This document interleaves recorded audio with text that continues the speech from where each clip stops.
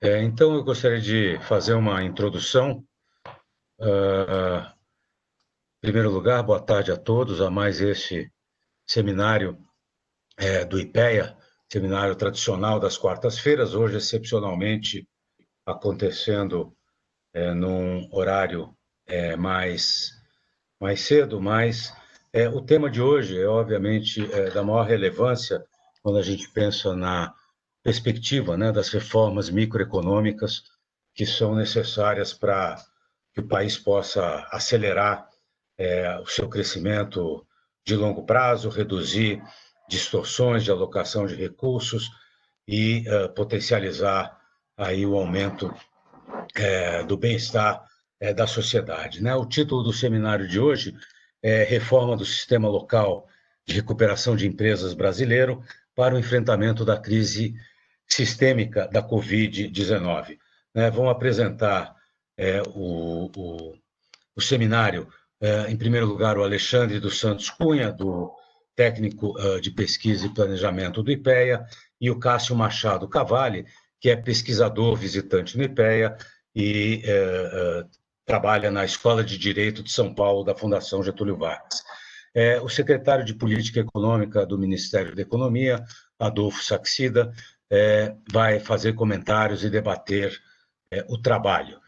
Agradeço aos três a presença de todos e antes de passar a palavra ao Alexandre, eu gostaria de dizer a vocês que as perguntas e comentários, como é tradicionalmente feito no nosso seminário, são encaminhados através do chat da plataforma que nós estamos utilizando e deve ser endereçado a todos os participantes para que a gente possa depois ler e fazer as perguntas depois das apresentações.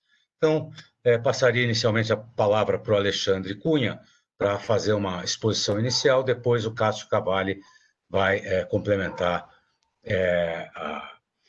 a explanação do Alexandre. Então, Alexandre, por favor, a palavra é sua.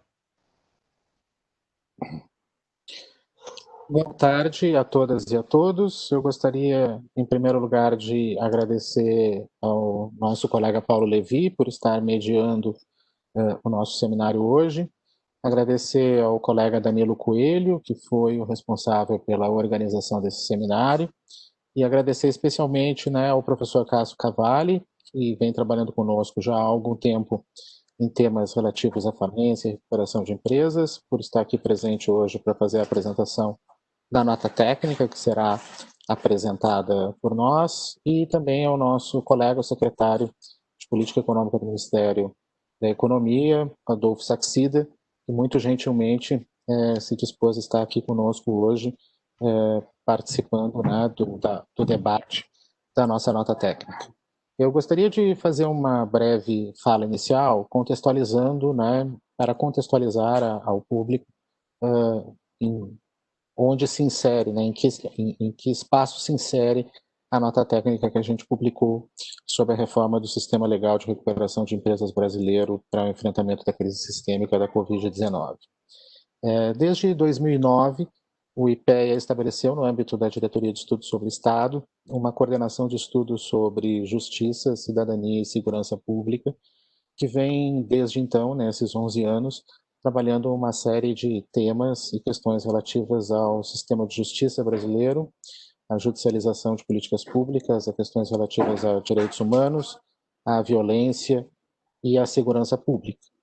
É no âmbito dessa coordenação que, desde 2012, nós vimos empreendendo alguns esforços no sentido de tentar compreender melhor como funciona, de fato, o sistema legal de recuperação de empresas brasileiro e poder, né, a partir dessa avaliação do sistema, da produção de evidências destinadas a uma avaliação do sistema, poder contribuir com o debate sobre o seu aprimoramento.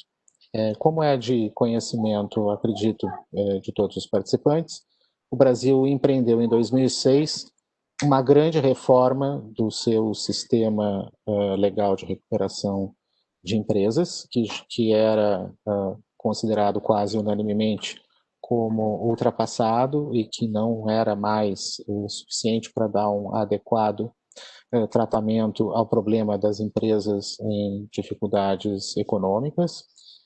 Essa reforma ampla que foi feita no ano de 2006, apesar de baseada nesse diagnóstico de certa forma unânime quanto aos problemas, ou quanto à inadequação do sistema que nós tínhamos até então, foi uma reforma construída com pouca base em evidências empíricas. Ela foi muito baseada em opiniões de especialistas sobre quais eram os problemas que o nosso sistema legal de recuperação de empresas tinha, mas por ausência de dados à época e por ausência de uma tradição de pesquisa empírica baseada em evidências sobre o funcionamento do sistema de justiça no Brasil, ela foi pouco baseada em dados e evidências empíricas. Essa reforma empreendida em 2006 foi bastante ampla e o que nós, a partir de 2012, começamos a tentar empreender no âmbito da coordenação de Justiça, Cidadania e Segurança Pública, foi começar a construir, primeiro, né, a produzir dados e organizar dados sobre o sistema de recuperação de empresas brasileiro, com o objetivo de tentar construir uma avaliação do êxito da reforma que foi empreendida no ano de 2006. A nossa ideia inicial era conseguir produzir dados que permitissem uma avaliação do que havia sido exitoso e do que eventualmente havia fracassado em relação aos objetivos pretendidos com aquela ampla reforma que foi feita no ano de 2006. Foi nesse contexto que o professor Cássio, inclusive, se juntou à nossa equipe à época como pesquisador visitante e começou a trabalhar conosco em temas envolvendo essa área. O primeiro grande esforço que a gente começou a empreender, foi tentar entender, né, comparativamente ao período anterior da lei, da entrada em vigor da lei de 2006, se e enquanto a lei de recuperação de empresas de 2006 havia permitido uma melhoria nas taxas de recuperação dos créditos dos credores de empresas em processo falimentar ou em recuperação. Então, nós começamos a empreender a construção de uma base de dados ampla e nacional, envolvendo informações de todos os tribunais de justiça brasileiros, os quadros de credores das diferentes das empresas em processo falimentar e em processo de recuperação, tanto anteriores, né, quanto posteriores à entrada em vigor da lei de 2006, para a gente começar a tentar compreender se a partir da lei de 2006 teria havido uma melhoria nas taxas de recuperação de créditos ou uma piora na taxa de recuperação de créditos, de que tipo de crédito, em favor de que tipo de credor, em que empresa, em que setor econômico, etc. Esses esforços foram fundamentalmente liderados, né, pelo nosso colega Alexandre Samir de Castro, que à época era membro da coordenação de Justiça, Cidadania e Segurança Pública, hoje está na ASTEC, na presidência do IPEA, e tiveram, né, a participação do professor Cássio desde o seu início, do seu desenho inicial. O árduo dessa tarefa, né, que era a necessidade de produzir dados envolvendo todos os tribunais, gerou um subproduto importante, que é o chamado sistema IPEA-JUS, que é um sistema de raspagem de informações em diários de justiça, que começou a ser desenvolvido com a finalidade de produzir os dados necessários para o desenvolvimento dessa pesquisa.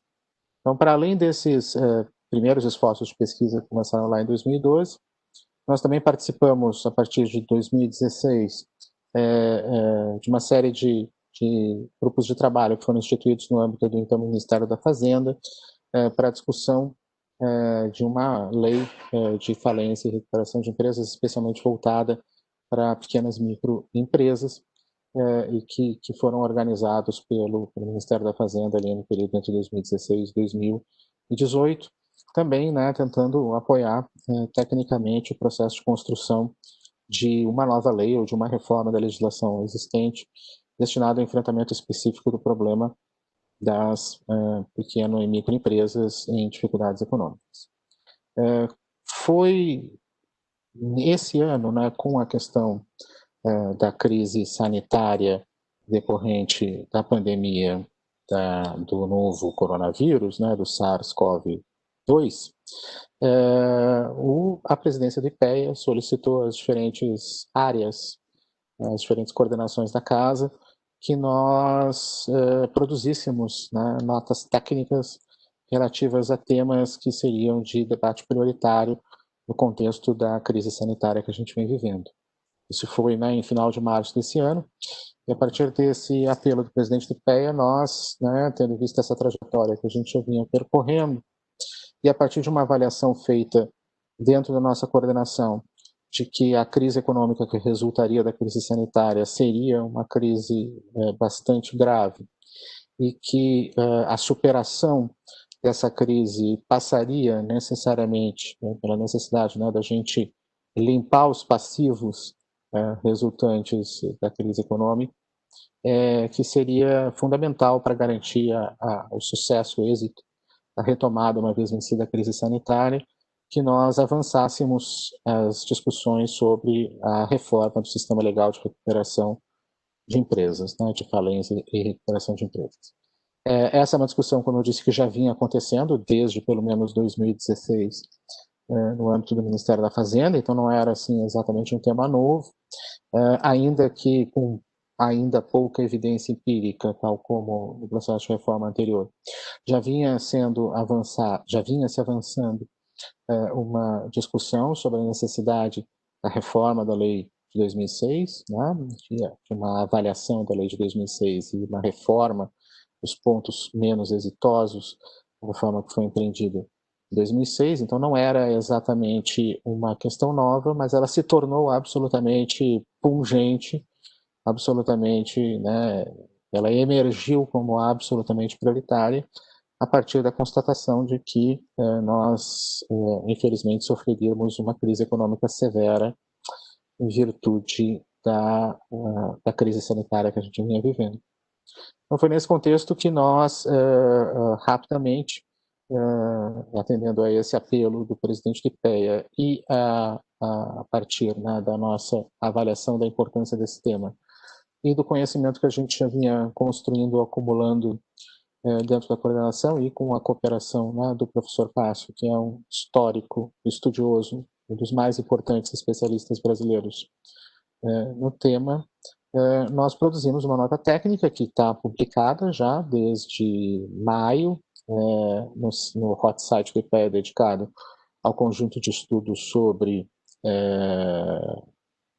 a questão, né, da crise sanitária no Brasil.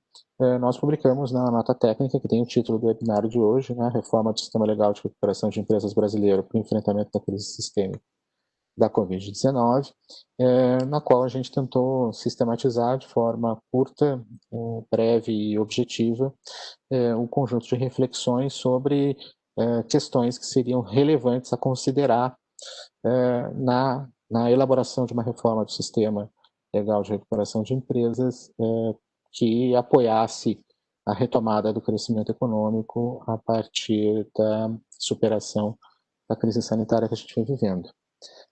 Esse é o documento que vai ser apresentado agora logo em seguida pelo professor Cássio Cavalli.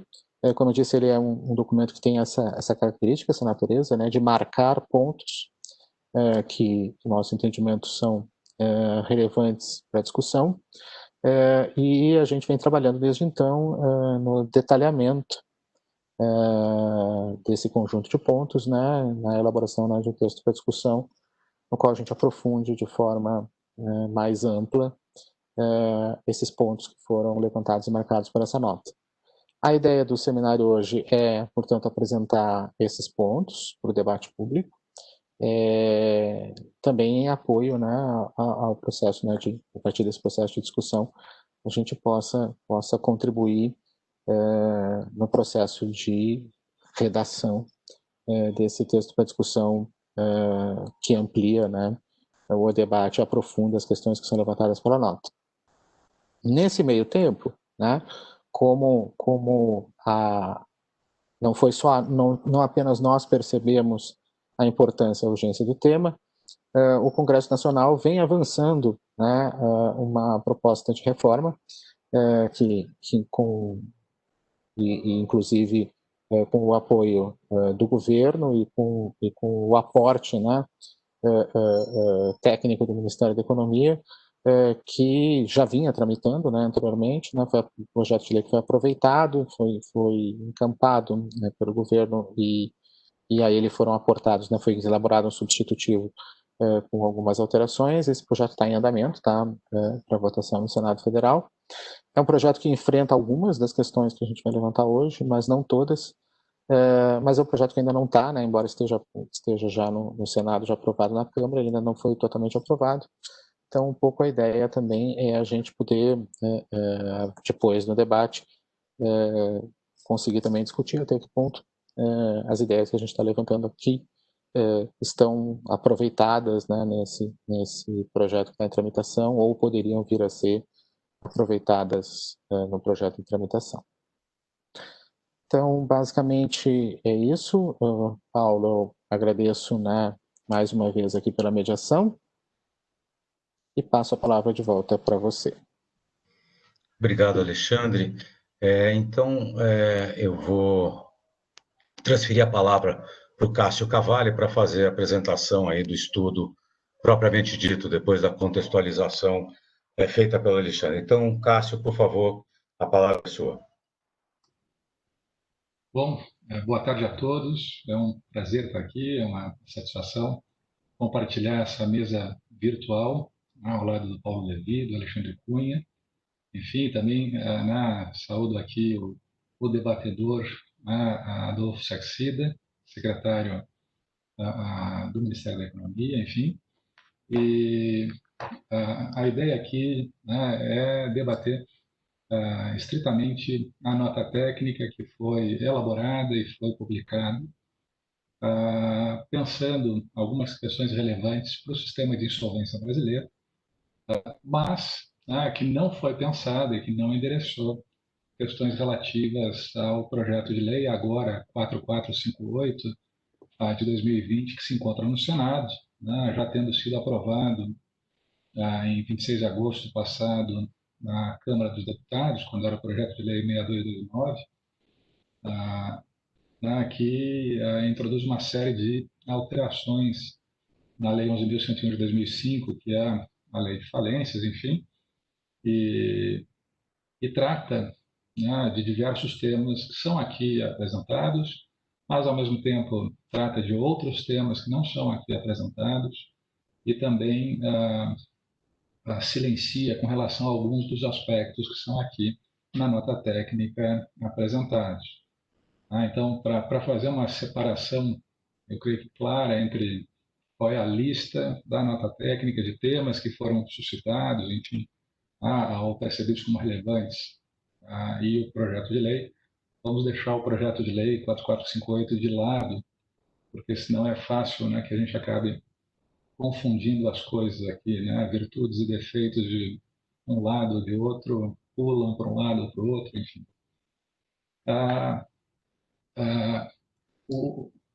A nota técnica ela foi pensada especificamente para a situação, ou para identificar características relevantes do sistema de insolvência que poderiam ser aperfeiçoadas, de modo a que se pudesse ter uma retomada econômica mais rápida e menos custosa, enfim, em razão da crise do novo coronavírus, da crise decorrente da pandemia.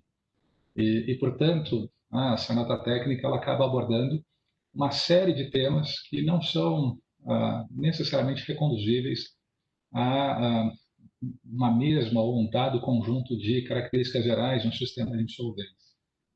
Então, vamos fazer algumas separações aqui importantes, relativas a quais são tópicos que devem ser debatidos, enfim, que são relevantes para que se possa acelerar uma retomada econômica. O primeiro ponto que é identificado aqui na nota técnica como relevante é um ponto relativo à ampliação do rol de pessoas que podem ter acesso ao sistema de insolvência para que possam resolver o seu problema financeiro, enfim, o seu problema de dívida, fundamentalmente. Isso aqui pressupõe, evidentemente, que se compreenda qual é o papel do sistema de insolvência numa economia baseada em crédito a consumo e a produção.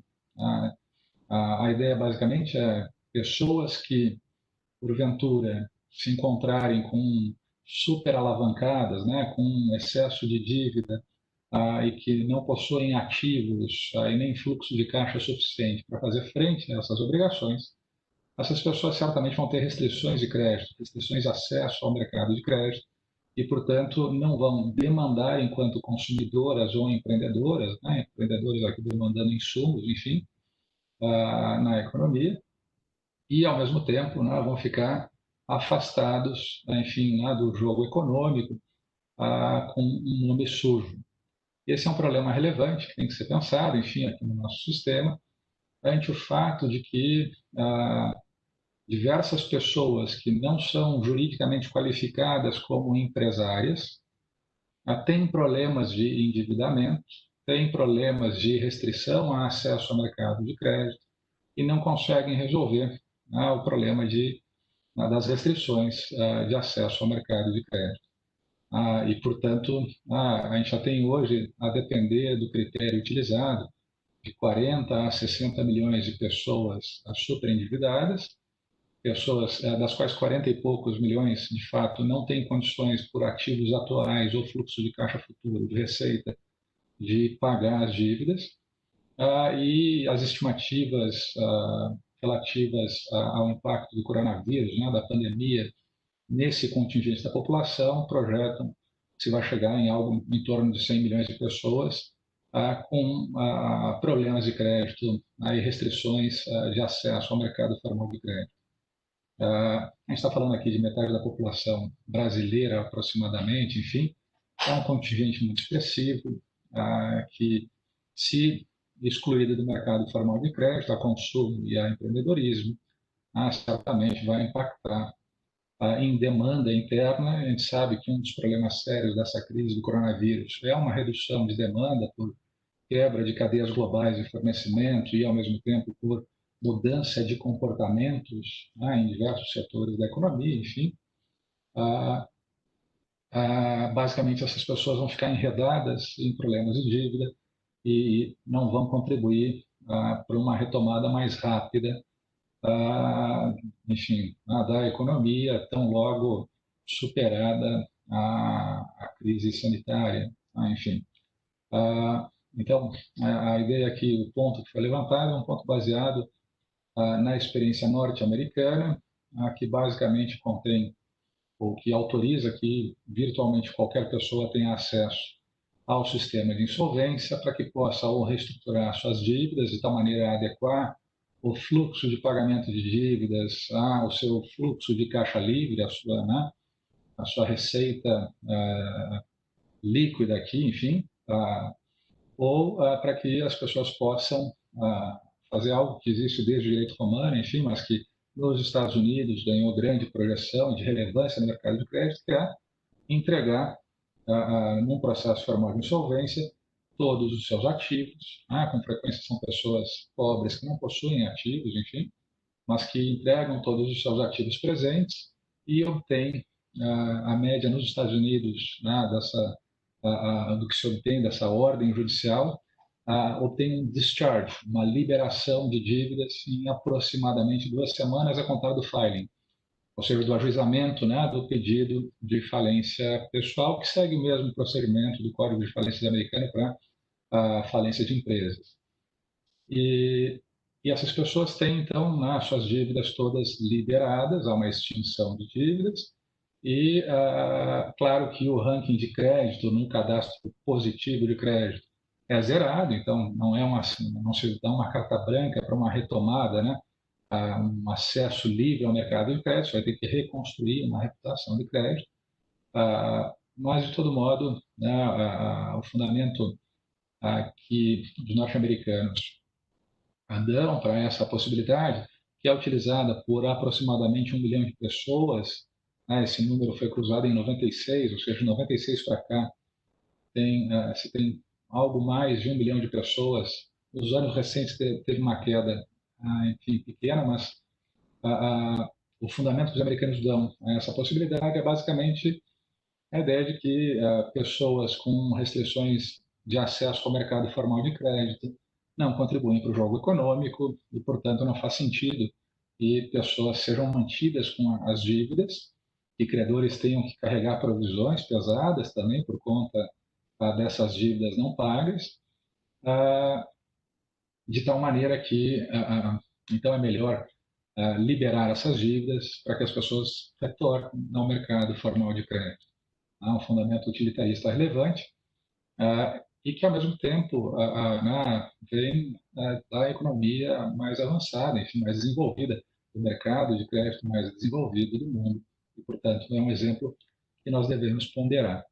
Evidentemente que esse tipo de iniciativa legislativa tem que ser detalhadamente articulado com regras de regulação bancária e com regras de tributação de bancos. Por que razão isso? Pelo fato de que, como há um grande contingente de pessoas insolventes, pessoas superendividadas no país, há evidentemente aqui um volume grande de carteiras de crédito que são detidas por instituições financeiras e que, evidentemente, não se pode, da noite para o dia, simplesmente impor uma liberação dessas dívidas, um write-off dessas dívidas, e daí porque é necessário, então, que se pense a regulação bancária, de modo a possibilitar que as instituições financeiras possam absorver essas perdas, enfim, e liberar suas provisões. Isso também tem impactos importantes no mercado de crédito, sem que isso se dê de uma forma abrupta, tem que ser algo suave, e, ao mesmo tempo, possibilitar que as instituições financeiras possam utilizar rapidamente esse prejuízo decorrente dessas falências pessoais para, enfim, aproveitar para fins de resultado e tributação do resultado. Então, é necessário que se sincronize uma alteração tanto na lei de falências quanto na regulação bancária e quanto no sistema tributário que se aplica a instituições financeiras. Nós já temos um cadastro positivo de crédito, portanto, essa peça do jogo já está completa. Esse é um tema de grande relevância e não é endereçado no projeto de lei 4458, que tramita agora no Senado. Um outro tema relevante, ainda dentro do rol de pessoas que devem ter acesso ao sistema de insolvência, é o seguinte ponto. Por razões de path dependence, num dado momento, as jurisdições de civil law continentais europeias, e a brasileira seguiu isso,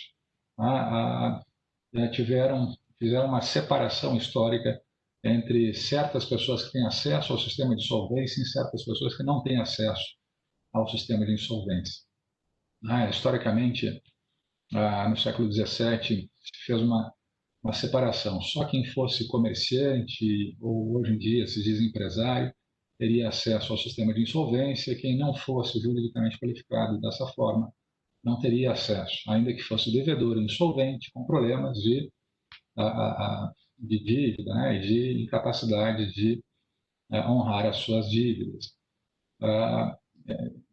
Isso, historicamente, cumpriu um papel importante de alocação de recursos de investimentos por empresários, enfim.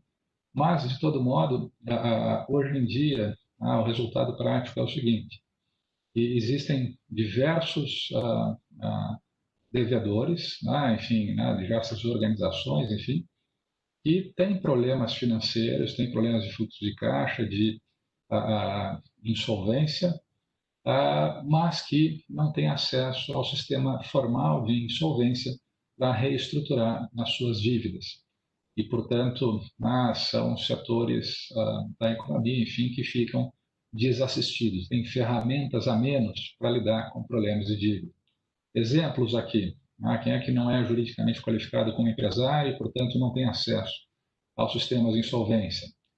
Clubes de futebol, associações, de um modo geral, mantenedoras de escolas e hospitais, não têm acesso aos sistemas formais de insolvência.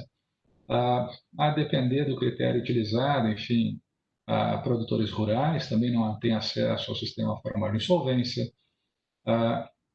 Ou seja, né, está falando aqui nesse exemplo aqui, de uma série de setores relevantes da economia que, em razão ou da forma jurídica que optaram por se organizar, como associações, por exemplo, ou em razão da atividade que exercem, no caso de produtores rurais, são privados de acesso ao sistema de insolvência, embora tenham problemas financeiros de fluxo de caixa e de solvabilidade idênticos aos de qualquer empresa, né, de qualquer outro setor da economia, e, aliás, são setores que foram substancialmente afetados pela crise agora da pandemia, né? Basta pensar a uma pesquisa recente não, agora há alguns meses já, do INSPER, projetando uma possibilidade de fechamento de mais da metade das escolas privadas de ensino fundamental e médio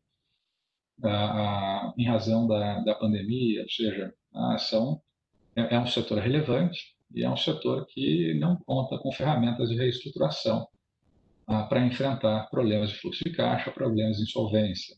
Mesmo a gente pode pensar em universidades, enfim, clubes de futebol também.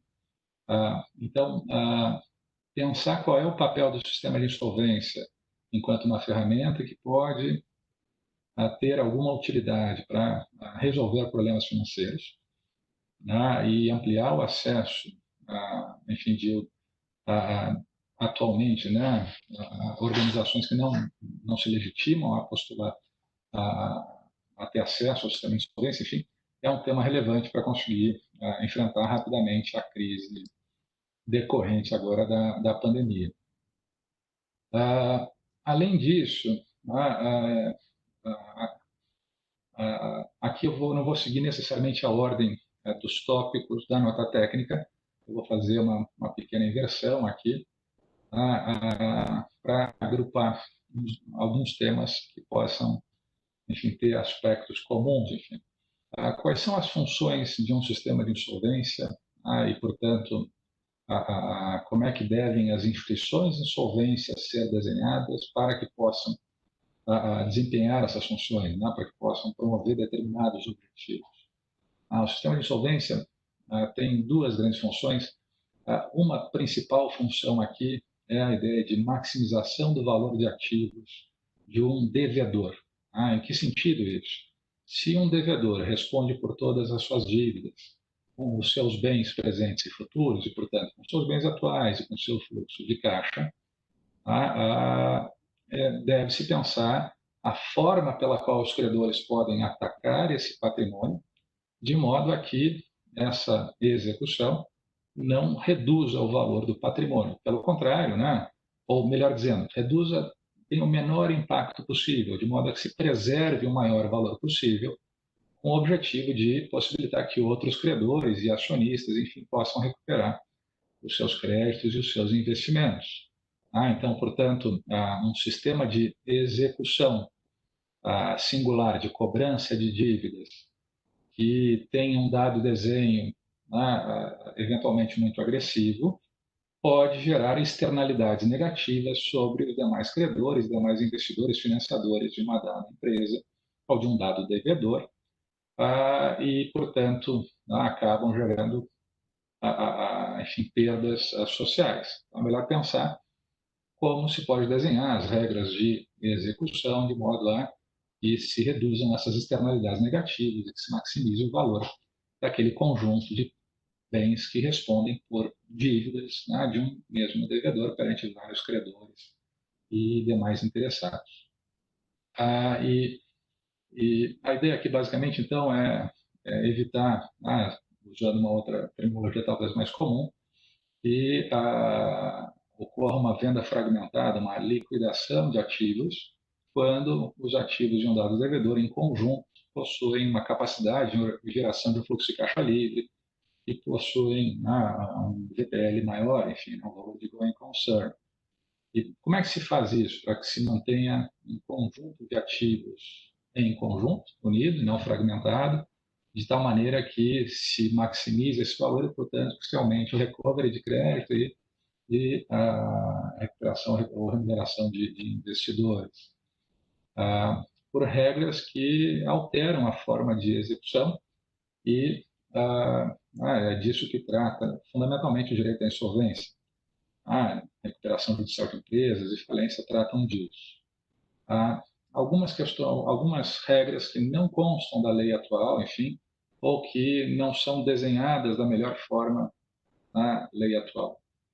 Qual é a primeira regra que possibilita a manutenção do conjunto de ativos e de modo a maximizar valor, portanto? A primeira regra é a regra de suspensão de ações e execuções, a suspensão de cobranças. Então, se há uma corrida a ativos, uma corrida não cooperativa, destrutiva de valor, pode-se mudar a regra mediante um ajuizamento de um pedido de insolvência e, a partir do pedido de insolvência, a suspensão da tomada de ativos. Essa é a primeira regra necessária para preservar o conjunto de ativos, portanto, proteger valor e, portanto, aumentar o recovery de credores. O nosso sistema vigente atualmente tem dois desenhos, enfim, duas características que não permitem que essa ideia de suspensão promova a maior eficiência possível, de uma eficiência alocativa, enfim, pela seguinte razão, porque, primeiro, no Brasil, a suspensão de ações e execuções não é automática, ou seja, não ocorre no momento em que se protocola o pedido de insolvência, de recuperação judicial, por exemplo. A suspensão decorre de uma ordem judicial quando o juiz aceita o começo do caso, ou seja, é condicionada a uma decisão judicial futura que pode não ocorrer e, portanto, o pedido de recuperação judicial funciona como uma senha para que stakeholders, credores, enfim, interessados, acelerem as suas cobranças não cooperativas, enquanto podem, antes que o juiz determine a suspensão das execuções. No sistema norte-americano, que influenciou o desenho do sistema brasileiro por a influência do Banco Mundial, dos princípios de diretrizes, dos sistemas de solvência divulgado pelo Banco Mundial, isso na primeira versão, já de 2001, o sistema americano conta com um stay, uma suspensão que é automática. Essa é uma característica necessária porque aqui no Brasil, como há um certo prazo entre o pedido e o eventual deferimento do processamento, enfim, a ordem judicial que determina a suspensão, ocorre uma tomada, uma corrida, uma aceleração da corrida por ativos e tomada de ativos que destroem valor e reduzem recovery dos credores, enfim, isso é indesejável.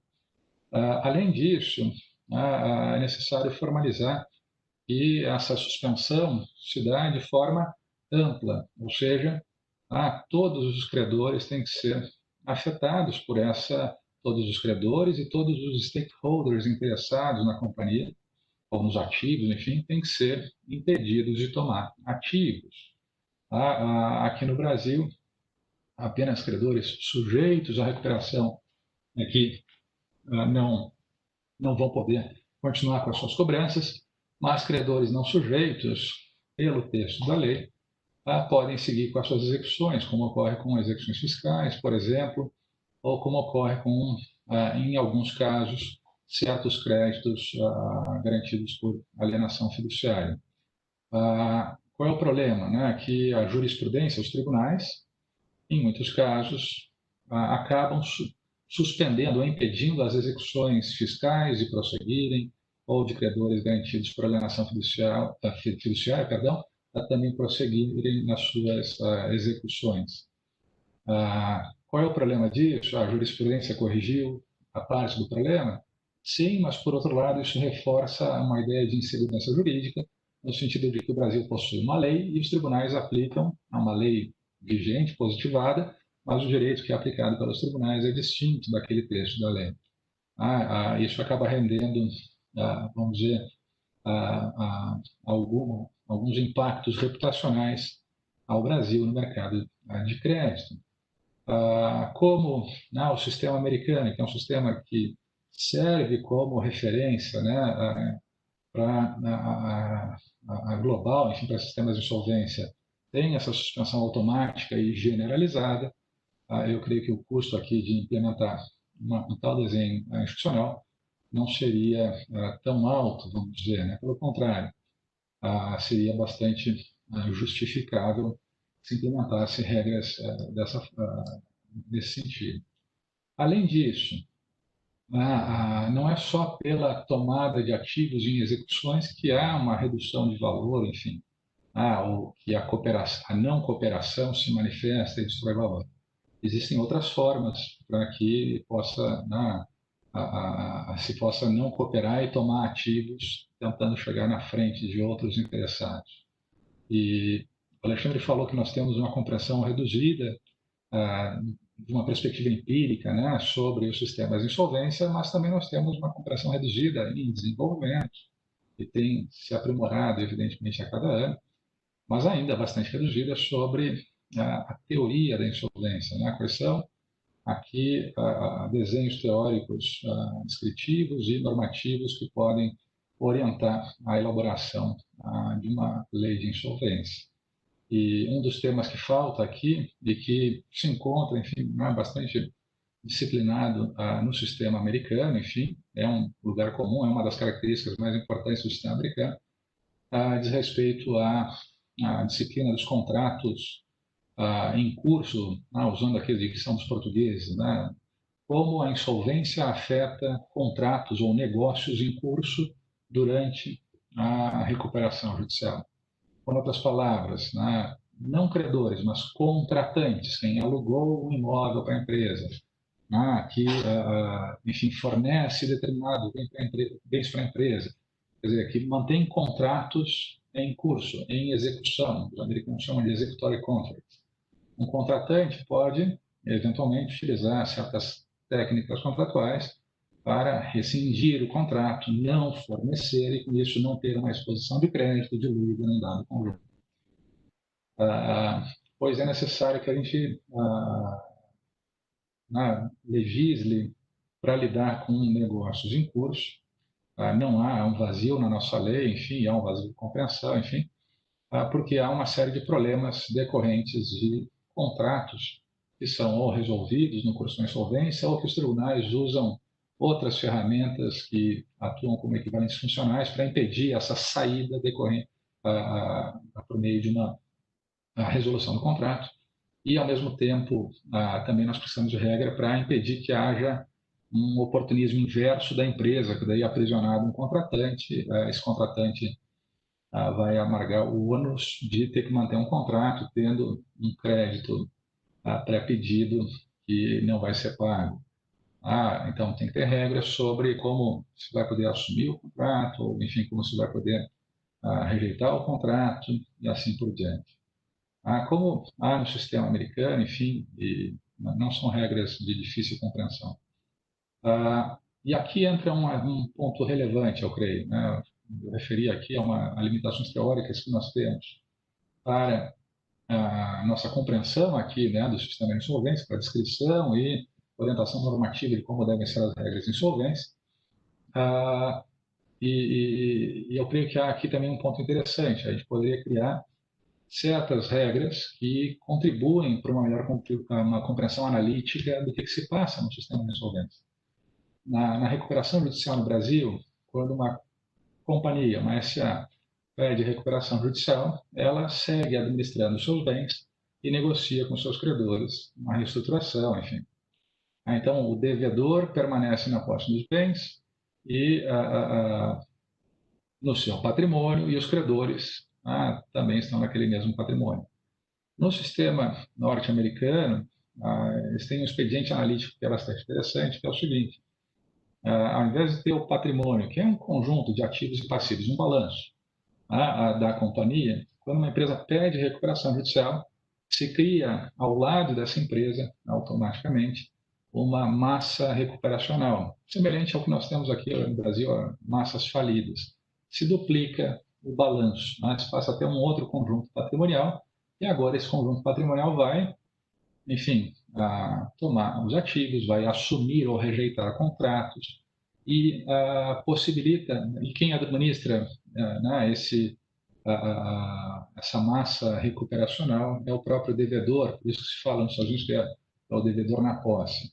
Quando se faz essa separação com maior clareza, no final das contas, se consegue identificar qual conjunto de ativos e contratos e posições jurídicas relevantes são mantidos, de modo a maximizar valor, e se consegue identificar que quem ficou como credor para trás vai ser pago com um dividendo dessa massa, e quem entrar aqui financiando, fornecendo, enfim, não está se confundindo com a massa antiga, não está entrando num problema de debt overhang aqui, de um super alavancamento, enfim, mas está entrando numa estrutura de capital nova nessa massa aqui, que vai ser a companhia que vai sair da reestruturação. Então, a gente tem que conseguir melhorar a nossa compreensão analítica. Eu creio que se nós introduzíssemos no nosso sistema uma massa recuperacional, a semelhança do que ocorre no sistema americano, que tem o bankruptcy stage, tanto para liquidações quanto para reorganizações, enfim, no sistema de resolução de insolvência de instituições financeiras, os recentes sistemas, enfim, isso aqui cumpre um papel de uma instituição ponte, que adjudica certos ativos operacionais relevantes, protege aquela operação e o sistema, portanto. E daí, protegido esse going concern, agora você vai decidir o que vai ser feito, quem vai sair proprietário desse conjunto de ativos, vai haver uma troca de controle e assim por diante, mas aquela operação e, portanto, aquela alocação foi alcançada de modo eficiente antes mesmo da decisão sobre o plano, quer dizer, no mero momento de início do caso, já se cria essa entidade ponte, que é a massa insolvencial, que vai carregar a operação eficiente, enfim, se essa for a alocação eficiente. Evidentemente que se a decisão for de alocação liquidatória, porque isso obtém um maior valor, haverá essa liquidação. Mas a criação imediata de uma massa recuperacional protege já o conjunto de ativos quando a alocação eficiente for de preservação do conjunto, pelo seu valor de going concern. Além disso, há uma série, enfim, de outras questões. Eu vou chamar a atenção para um aspecto que não se encontra propriamente nos procedimentos de insolvência, mas, na verdade, diz respeito a efeitos ex ante dos procedimentos de insolvência e que não integram a nossa base de reflexão aqui no Brasil sobre quais devem ser aqui os objetivos de um sistema de insolvência, o que um sistema de insolvência deve promover.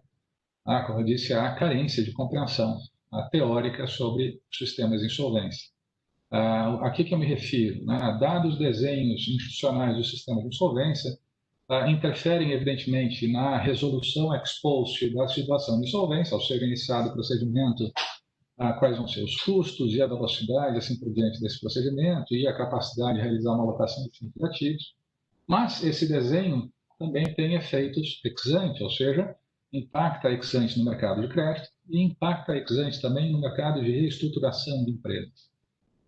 E esse aqui é um ponto que é muito relevante, quais são desenhos de insolvência, de falência e recuperação judicial, enfim, que podem ter um maior ou menor impacto no sistema de reestruturação privada de empresas.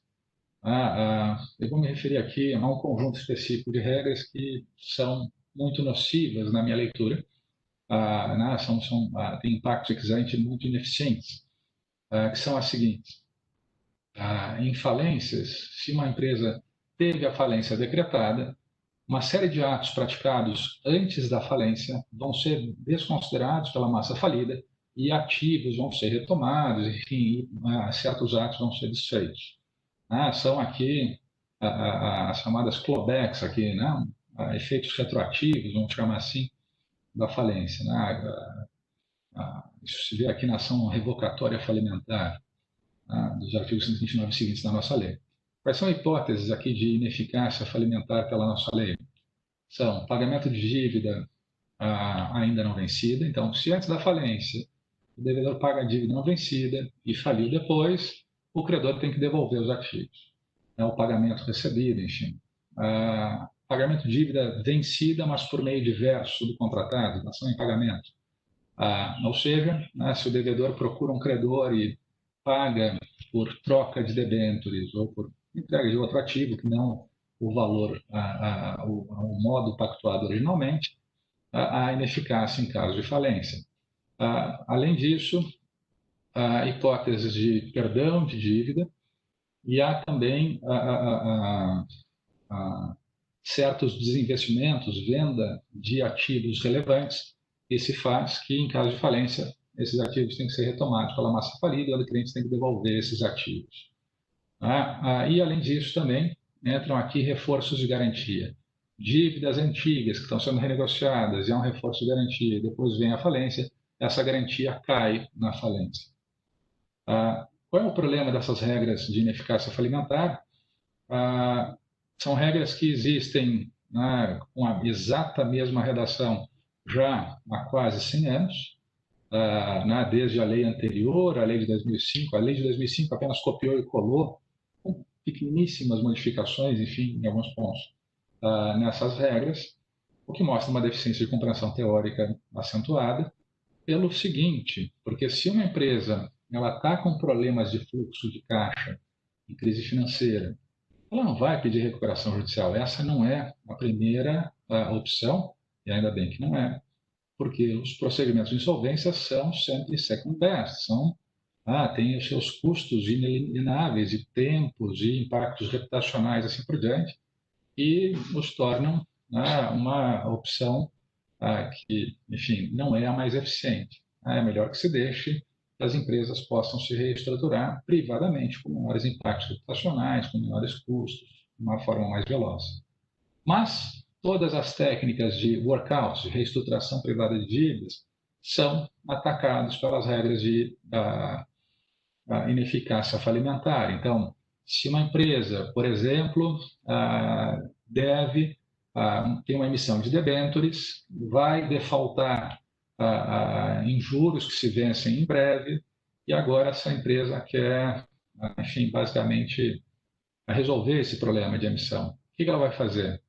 Ou ela vai pagar parte do valor dessas debêntures, de tal maneira que ainda não vencidas, pagamento não vencido é ineficaz, ou vai fazer uma nova emissão e vai ofertar em troca, fazer uma exchange offer de papéis, isso é dação em pagamento, é ineficaz em relação à massa falida, ou vai procurar credores financeiros, enfim, institucionais, que vão exigir, por questões regulatórias, reforço de garantia, e que, em caso de falência, também são ineficazes esses atos. Ou seja, as regras de insolvência, como alcançam um período muito longo para trás e pegam precisamente esses atos que caracterizam operações de reestruturação privada de dívida em workouts. De tal maneira, então, que os efeitos ex ante impedem, muitas vezes, reestruturações privadas e empurram a empresa nos procedimentos formais de insolvência com os seus impactos reputacionais e custos, o que é ineficiente. Além disso, um outro aspecto importante aqui é que, às vezes, a empresa precisa fazer caixa para resolver problemas financeiros, tem que desinvestir, mas esse desinvestimento, em caso de eventual falência, pode ser ineficaz perante a massa, o adquirente vai ter que devolver o ativo e, como consequência, há maiores custos de diligência, há uma precificação para baixo do ativo, dado esse risco aqui associado à aquisição e assim por diante, ou seja, dificulta-se operações de distressed M&A. Nós deveríamos desenhar a nossa lei de modo a incentivar que as reestruturações financeiras e os M&As pudessem acontecer. Agora, com a crise do coronavírus, vários setores vão ter reduções de escala brutais, de tal maneira que necessariamente acontecerá concentrações de mercado para que se possa restabelecer ganhos de escala. A gente pode pensar em setores bastante relevantes em que houve uma redução drástica de demanda e, portanto, de produção de bem ou serviço, enfim, e que, portanto, para que possam sobreviver competitivamente, na necessidade de concentração e ganhos de escala. Isso se dá por M&A, mas o fato é que essas operações M&A talvez não ocorram, muitas delas, por conta do risco de mas se o ativo-alvo for vendido, se o proprietário falir, tem que devolver o ativo depois, em caso de falência. Então, esse MNE não sai. Ele diz, entra em recuperação judicial, que eu compro na recuperação judicial o ativo, só que daí já traz todos os impactos e custos associados a esse procedimento. A mesma coisa em relação ao workouts também. Então, nós deveríamos pensar em como incentivar operações M&A, tanto em concentração horizontal quanto vertical, né?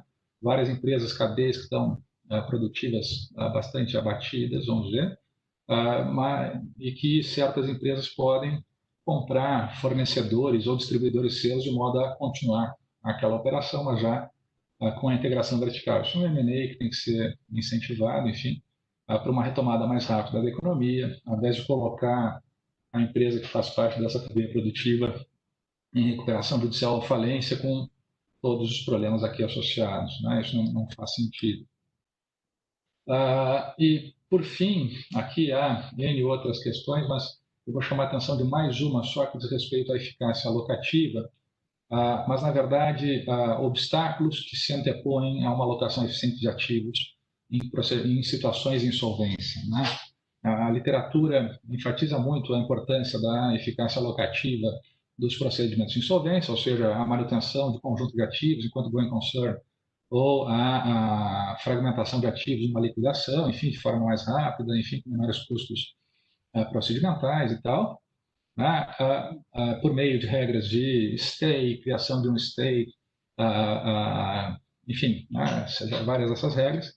Mas tem um ponto importante aqui, e esse é um problema do nosso sistema atual, que é, aliás, bastante pertinente até em razão da divulgação do Tribunal de Economia agora essa semana, mas que é o seguinte: a alocação eficiente numa recuperação judicial, ela demora muitas vezes para se consolidar, ser decidida e se consolidar. O que eu quero dizer com isso?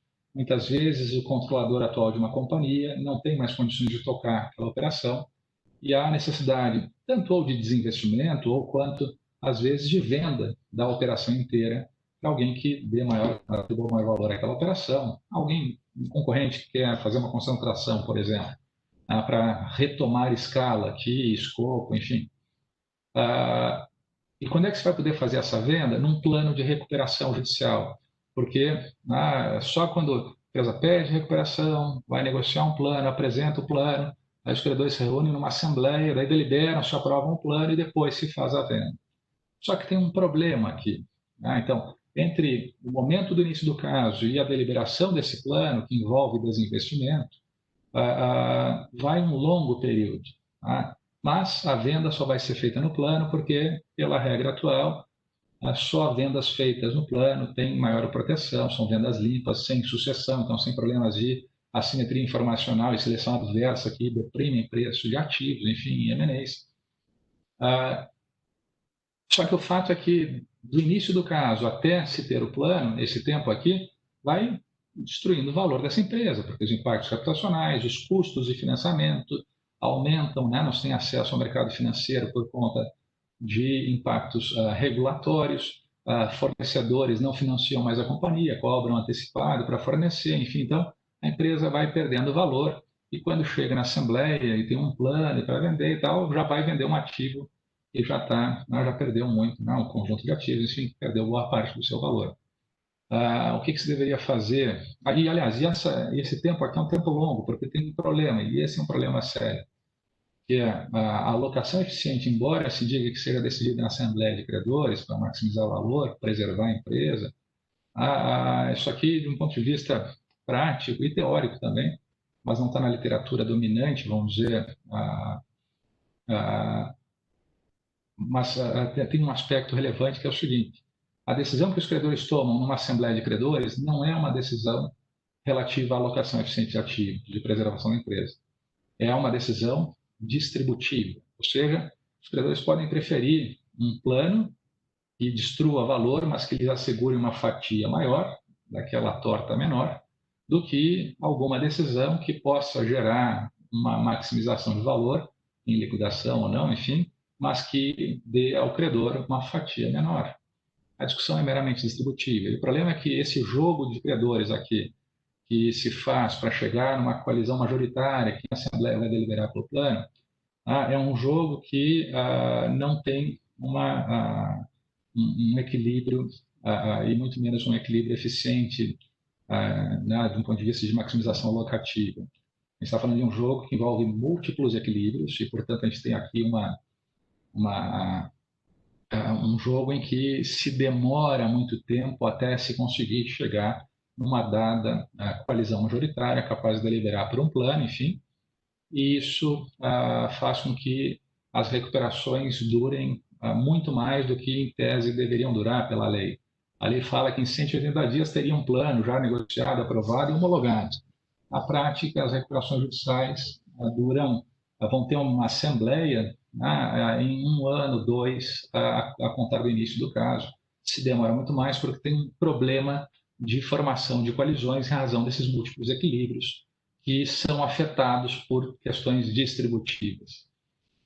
Ou seja, no final das contas, os credores, de certa maneira, e acionistas também aqui, e contratantes também, enfim, ao disputarem por uma fatia maior para si, fazem com que o tempo, cada um, uns com os outros, fazem com que os ativos percam valor e isso piora a própria posição desses credores. Ou seja, disputas distributivas impedem a alocação eficiente e rápida de ativos. Como é que nos Estados Unidos se lida com esse tipo de problema? Por meio das chamadas 363 sales, que é a seção 363 do Bankruptcy Code norte-americano, que possibilita que a empresa, ao pedir a sua recuperação judicial, ela imediatamente, antes mesmo do plano e, portanto, de todos os problemas de negociação e formação de coalizões e de distribuição, portanto, a empresa possa fazer a venda dos seus ativos, e pode ser a venda de todos os seus ativos, a operação inteira, e essa venda, claro que há critérios e há aqui um controle judicial, mas essa venda é uma venda feita sem sucessão, uma venda limpa e, portanto, evita problemas de assimetria informacional e seleção adversa, e depressão de preço, enfim. Quem fez isso? Lehman Brothers fez em 5 dias do filing, a seção a filial de corretagem foi vendida inteira. A GM demorou um pouquinho mais do que 5 dias, mas o fato é que, bem antes do plano, a GM pegou marca GM, desenhos industriais, tudo que faz a GM, e fez uma venda 363 para uma entidade que tinha sido construída e tinha 60% do capital em bailout do governo americano, enfim, que já desinvestiu. Mas o fato é que essa venda rápida de toda a operação se faz no momento em que houve a menor distribuição de valor, então é a alocação mais eficiente, uma alocação de going concern aqui que se obtém o maior valor possível, e agora os credores e, enfim, stakeholders interessados vão disputar entre si a distribuição daquele valor, mas o fato é que houve uma maximização, e no caso de empresas que possam ser muito relevantes, too big to fail, como uma GM, por exemplo, certas empresas que puxam cadeias produtivas inteiras, se impede que a agonia dessa empresa pela demora do procedimento, enfim, impacte nesse setor, enfim, possa eventualmente até exportar a crise de insolvência para outras frentes. Então, há manutenção de contratos de emprego, de fundos de pensão que são relevantes e por aí vai. Então, a gente tem que conseguir fazer a alocação mais rápida de ativos para maximizar valor. E, por fim, há outros temas aqui presentes, mas só para fechar aqui, em homenagem aos 2 últimos aqui laureados pelo Prêmio Nobel, nós temos que pensar muito bem as nossas regras de venda de ativos, e não só no que respeita à sucessão ou não de obrigações, portanto, há uma questão de precificação, enfim, delimitação do ativo, mensuração do ativo, enfim, mas também as técnicas empregadas para a venda de ativos. Nós não utilizamos nada da nossa inteligência institucional, vamos dizer, econômica, para pensar desenhos de leilão que sejam mais eficientes.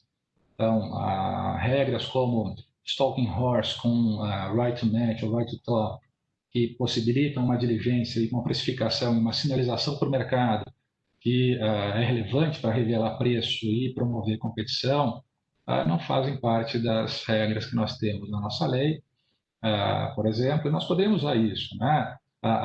Ou certas regras de avaliação de ativos por meio de bancos de investimento, enfim, de técnicas que são correntes em mercado de capitais, book building, por exemplo, e que em insolvência e processos judiciais se coloca um avaliador, enfim, para fazer uma avaliação, quando seria bem melhor sair sondando o mercado, enfim, para conseguir já ter parâmetros, por exemplo. Ou também questões sobre qual é a técnica mais eficiente para leilão. Usar o modelo holandês, usar o modelo inglês, enfim, na nossa lei também a gente não tem esse tipo de reflexão, existem alguns modelos que são bastante ineficientes. Então, nós poderíamos melhorar. Alguma coisa disso está no projeto 4458, então tem algumas contribuições importantes ali, mas nós podemos melhorar muito as nossas instituições sobre venda judicial de bens, então técnicas de leilão e assim por diante. Devemos fazer isso, esse conhecimento agora é desenvolvido, então devemos aproveitar esse conhecimento. E por outro lado,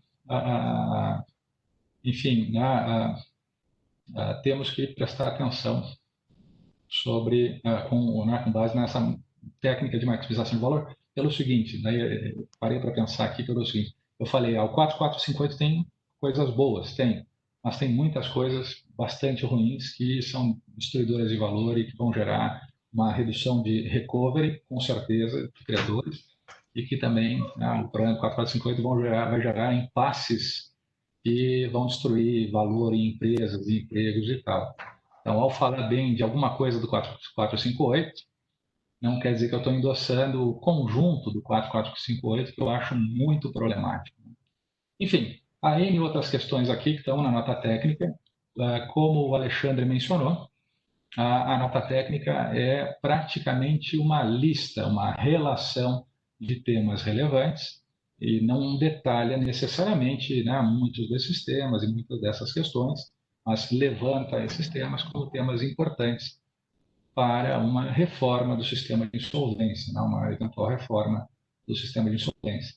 Se nós formos rápidos e eficientes nessa reforma, certamente nós vamos viabilizar a alocação eficiente e rápida de ativos, de modo a que várias empresas saiam mais rapidamente da crise e possam retomar, enfim, a economia com mais velocidade, enfim, retomar a demanda e assim vai. E, por outro lado, também nós vamos ter menores custos de burocracia, custos de procedimento aqui, custos judiciários, custos de provisionamento bancário e assim por diante, custos de oportunidade, que são impostos com procedimentos que são lentos, são demorados, são ineficientes, enfim.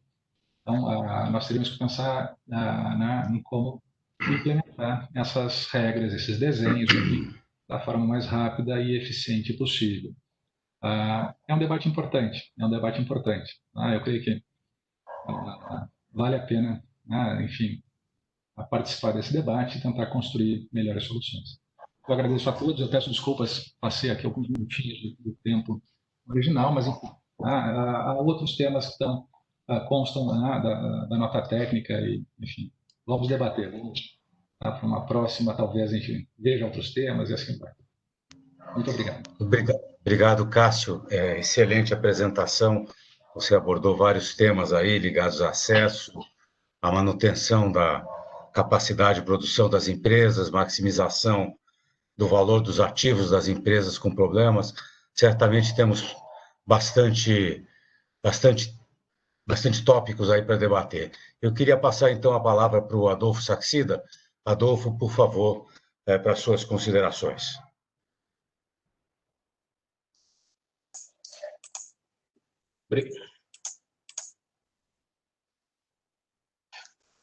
Obrigado, Paulo. Aproveito aqui para fazer um agradecimento ao Dr. Paulo Levi, ao Dr. Alexandre Cunha. Obrigado aí por poder conversar um pouco com a minha casa, que é o IPEA. Eu estimo muito. E, mais uma vez, está mostrando a sua importância para o país, liderando uma agenda importante. São vários estudos que têm vindo do IPEA. principalmente, e ganhou mais destaque recentemente, estudos sobre a reforma administrativa, mas todos nós sabemos que o IPEA é um celeiro de ideias e, mais uma vez, está liderando aí num tema que eu considero fundamental. Eu, honestamente, acho que a legislação de falências ela vai significar para o Brasil algo equivalente à independência do Banco Central. Então, acho que a ordem de importância dessa legislação é parecida com essa. Então, realmente, é uma grande contribuição. Quero agradecer ao Dr. Cássio Cavalli pela excelente explanação, pelo rol de ideias, parabenizar os autores pela nota técnica, fundamental para o debate, fundamental para a discussão. Bom, aqui no Ministério da Economia, esse tema ele tem mobilizado parcelas expressivas do nosso pessoal. Então, por exemplo, pelo gabinete do ministro Paulo Guedes, quem acompanha isso é o professor Aloysio Araújo. Então, creio que todos concordamos que é, sem sombra de dúvida, um dos maiores economistas brasileiros, né? E ele é uma peça importante na liderança desse debate sobre essa legislação. Na Secretaria Especial de Fazenda, o próprio secretário Valderi Rodrigues capitaneia esse debate. Até recentemente, quem estava à frente disso, junto com o Dr. Valderi Rodrigues, era o Dr. Felipe Aguiar, e eu acho que agora é o Dr. Júlio César, não tenho certeza. Mas, de novo, não só o gabinete do ministro está envolvido, como o gabinete do secretário especial de Fazenda, o próprio secretário Valderi Rodrigues lidera essa agenda aqui. Pela Secretaria de Política Econômica, quem estava à frente disso era o Dr. Pedro Kalman. Agora o Pedro assumiu uma outra secretaria, mas aqui na SPE nós acompanhamos essa legislação com muito interesse também. Eu gostaria de parabenizar o IBGE também pela pesquisa Pulso, que é uma fonte importante de informações, nós usamos bastante isso aqui, e tem algumas informações que me parecem que são fundamentais para nós endereçarmos essa questão. Bom, a legislação de falências, ela faz parte integrante da agenda da Secretaria de Política Econômica, porque está dentro da nossa agenda de combate à má alocação de recursos. Então, é a nossa leitura que são dois os grandes desafios da economia brasileira. O primeiro é a consolidação fiscal e o segundo é o aumento da produtividade. E o aumento da produtividade na nossa economia, na nossa leitura, está muito associado a nós combatermos a má alocação de recursos. Do ponto de vista de consolidação fiscal, nós tivemos grande sucesso ano passado com a aprovação da nova Previdência, aprovação de temas importantes. Estamos trabalhando em conjunto novamente com o Congresso Nacional para aprovarmos outra agenda importante de consolidação fiscal. Então, vocês notem a parceria importante do governo federal com o Congresso Nacional na agenda econômica. E eu acredito que vamos continuar avançando e vamos conseguir aprovar um conjunto de legislações que nos dê toda a tranquilidade para termos a consolidação fiscal que o nosso país precisa. Na área de consolidação, de combate à má alocação de recursos, eu pedi aqui para o pessoal da secretaria checar com muito cuidado o estudo do Barreto, Bloom e Davis, que saiu esse ano. O que esses autores argumentam? Que a crise do Covid ela vai ser uma grande crise de realocação de fatores de produção. Então, nós devemos esperar uma grande realocação, tanto de capital como de trabalho. E é por isso que nós vamos precisar de legislações extremamente eficientes para possibilitar essa realocação de capital e trabalho na economia. Dentro dessa agenda, a legislação de falências, na minha leitura, eu tenho dito isso desde abril, desde que estourou essa crise, que a lei de falências é prioritária para o Brasil. Por quê? Porque é graças a ela que você consegue melhorar a realocação de capital de empresas que não são mais solventes para empresas ainda solventes. Eu não vou entrar nos detalhes da nota técnica da Secretaria de Política Econômica, mas está na internet, chama-se Choques Adversos da Covid, Mobilidade do Trabalho e do Capital. Ali a gente apresenta alguns dados interessantes. Por exemplo, tempo médio que levam às falências no Brasil Mas o que eu gostaria de chamar a atenção é o seguinte dado. Em média, a morosidade dos processos de falência deprecia o capital das empresas em 51%. Poxa, num país que é tão pobre em estoque de capital, nós não podemos nos dar o luxo de uma empresa com dificuldade, até você realocar esse capital para outro lugar, metade dele se perdeu. Então, por aí, eu acho que todos nós concordamos da importância de uma legislação que melhora esse arranjo. Eu agradeço toda a gentileza dos autores da nota técnica do IPEA, certamente nós a lemos, e sabemos, aqui de novo, é claro que existem discordâncias, é claro que existem posições técnicas que nem sempre são as mesmas, mas eu gostaria de ressaltar que nós temos que avançar nos consensos. Então, o mundo não é o que eu quero, não é o que o Cássio quer, não é o que o Alexandre quer. Infelizmente, cada um de nós tem algumas preferências. Mas numa democracia, nós precisamos avançar nos consensos. Então, acho eu que a lei de falência que está no Senado hoje é um grande avanço para o nosso país. Certamente, se você falar com o professor Aloysio Araújo, ele vai querer algumas outras mudanças. Se você conversar com o secretário especial Valderi, ele vai ter algumas opiniões. Conversar com o doutor Cássio, vai ter algumas melhorias. Com o Alexandre, a mesma coisa. Mas, de novo, o importante é que nós estamos avançando.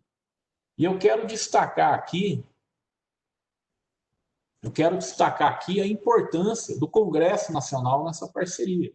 Essa é uma parceria do governo federal com o Congresso Nacional para conseguirmos avançar nessa legislação importante. E, de novo, contamos também com vamos ter também toda uma conversa que é fundamental com o Judiciário. Por quê? Porque nós precisamos de consensos para avançar no nosso país.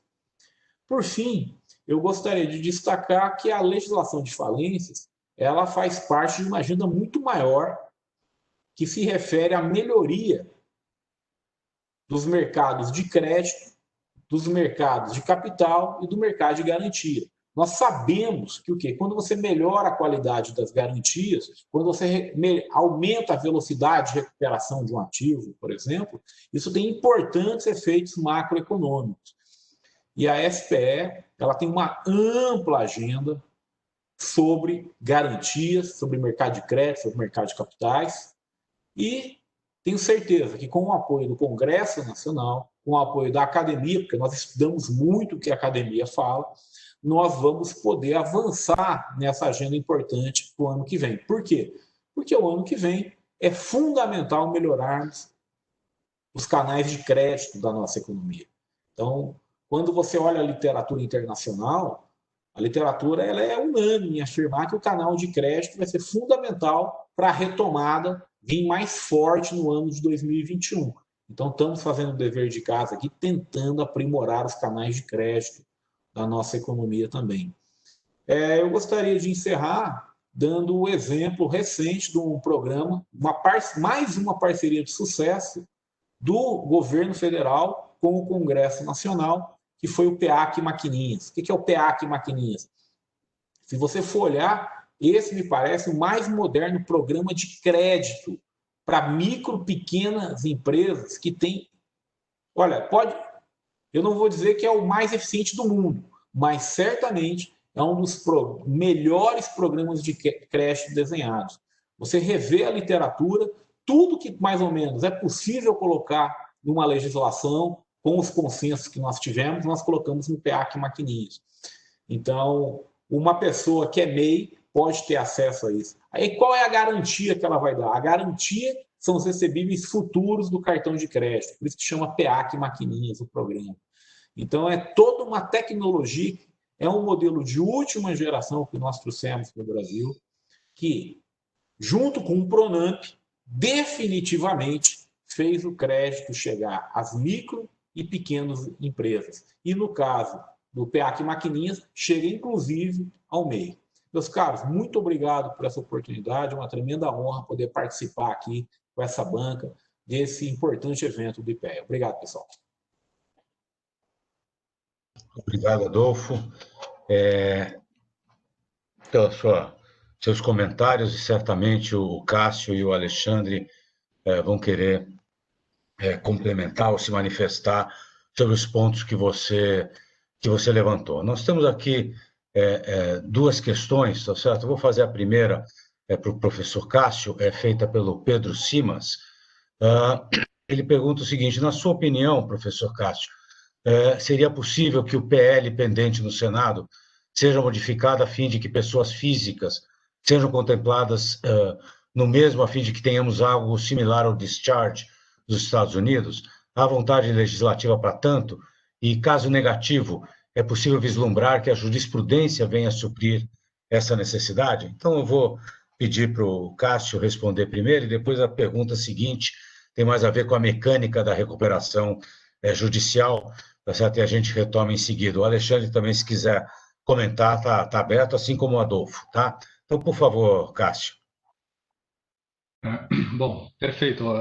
Obrigado, né, pela pergunta, enfim, Pedro Simas.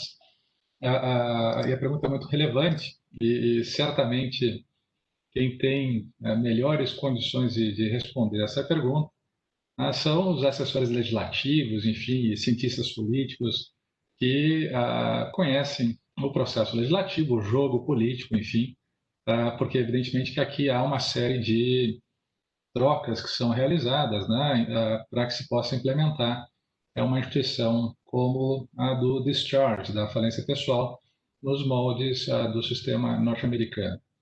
Então, do ponto de vista de ciência política, ou, enfim, né, da prática política, eu creio que eu não sou a pessoa mais adequada para responder. Mas, por outro lado, de um ponto de vista teórico e não político, eu posso fornecer uma possível resposta, que é basicamente a seguinte: como eu falei, existe entre nós um grave déficit de compreensão teórica do papel das instituições de solvência. Nós temos que investir na nossa infraestrutura institucional, que passa por investimento em compreensão. Enfim, e qual é o problema aqui de uma ausência de uma compreensão teórica robusta, compartilhada, enfim? É o seguinte: o problema de insolvência é descrito, uma das descrições do problema de insolvência é o problema de tragédia dos comuns aqui, um problema de ação coletiva.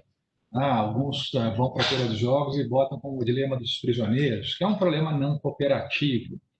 Então, vários credores podem se servir, stakeholders, acionistas, enfim, podem se servir de um conjunto de ativos comuns, são os ativos do devedor, e ante uma percepção de insuficiência dos ativos para servir a todos, e somando-se a isso uma regra de anterioridade, o primeiro a chegar, o primeiro a levar, bom, farinha pouca, meu pirão primeiro, todos saem correndo à frente, e isso pode gerar uma distribuição de valor, enfim, gera problemas de, enfim, liquidação, né? Quando eventualmente empresas devedoras podem ter um conjunto de ativos que em conjunto valem mais, tem algum EBITDA positivo, enfim, e que se acaba destruindo isso. E claro que não é binário aqui, né? Going concern ou liquidação, só vai deprimindo a capacidade de geração de valor até que você vai levando para uma liquidação. Enfim, é um problema de não cooperação.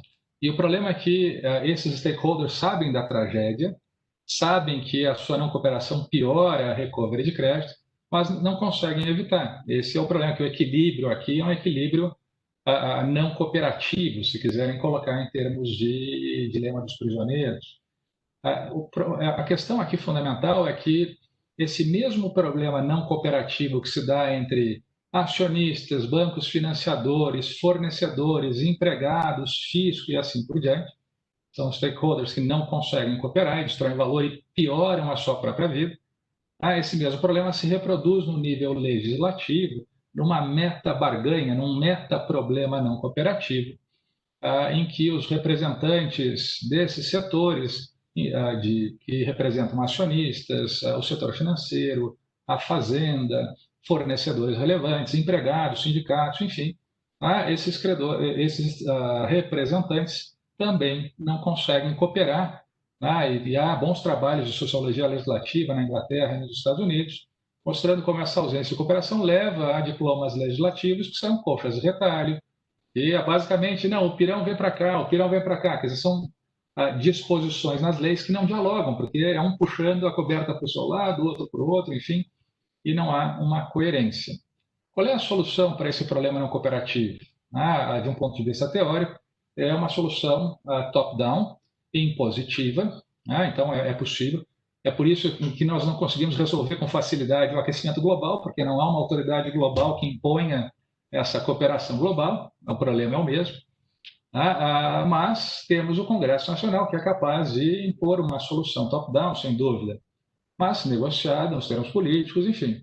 Só que, dada a nossa carência de compreensão teórica sobre o papel das instituições de insolvência e a relação das instituições de insolvência com o mercado de crédito, nós não investimos na nossa infraestrutura institucional, há uma dificuldade de compreender, primeiro, para que servem, quais são os problemas, enfim, relacionados às situações de insolvência, como isso impacta no mercado de crédito, no mercado de organização de empresas, e assim por diante. E, ao mesmo tempo, por conta dessa deficiência de compreensão teórica, o jogo assume colorações exclusivamente políticas. Ou seja, passa a ser o jogo do não, eu sou aqui a representante no Congresso de interesses sindicais, deixa eu fazer um discurso inflamado para botar um artigo favorável a sindicatos. Eu represento aqui interesses, enfim, de proprietários de empresas e acionistas, deixa eu fazer um discurso inflamado. Eu represento aqui o fisco, eu represento o sistema financeiro. Ou seja, tem um problema não cooperativo e a gente está preso nesse problema, que é o dia da marmota. Se a gente lê os discursos legislativos nos trabalhos de elaboração das leis de falência, a gente vai ver exatamente essa caricatura. E qual é o problema? Não estou criticando aqui a política com isso, pelo contrário, o trabalho político é relevantíssimo e de uma perspectiva teórica, eu concordo aqui com o Stiglitz, quando fala que não existe um modelo único, global e eficiente de regras de insolvência, cada país vai ter as suas peculiaridades e as suas idiosincrasias na elaboração dos seus desenhos institucionais de insolvência e, evidentemente, se quer que esse desenho seja Pareto superior, enfim, que tenha alguma vantagem, mas não há um modelo único. E o papel, então, da política e das características locais é um papel relevante. Nós temos que levar isso em consideração.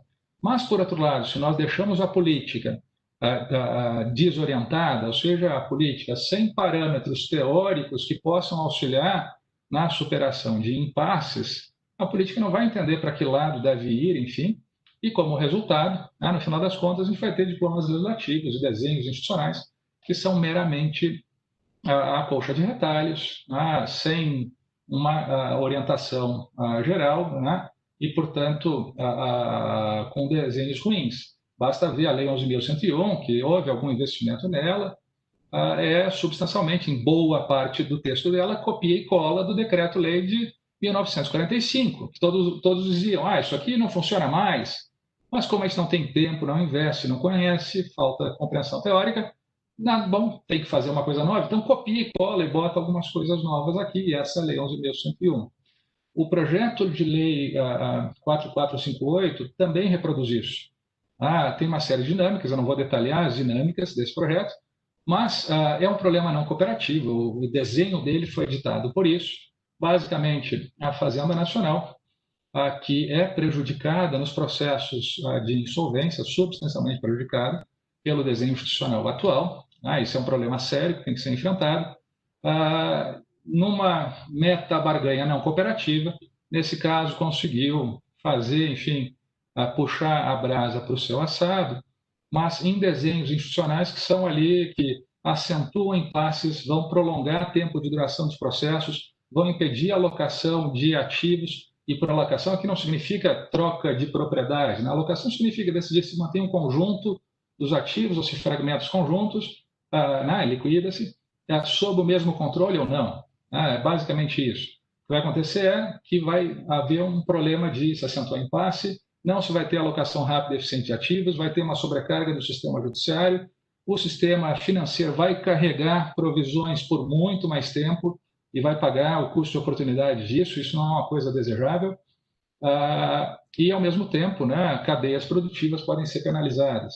E por que razão? Porque, como não tem uma compreensão teórica, o desenho que ficou do 4458 acentua o quê?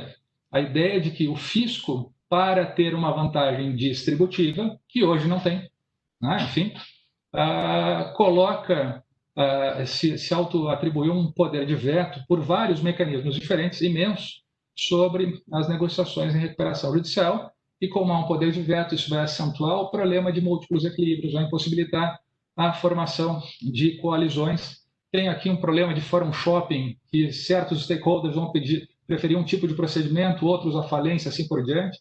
Isso vai acentuar impasses e empresas vão agonizar para quebrar, para falir, e quando falir na falência, o problema vai se manifestar também. Então, qual é o ponto aqui que eu acho que é importante, né? Em síntese, a resposta respondendo à pergunta do Pedro Simas, a política é muito relevante.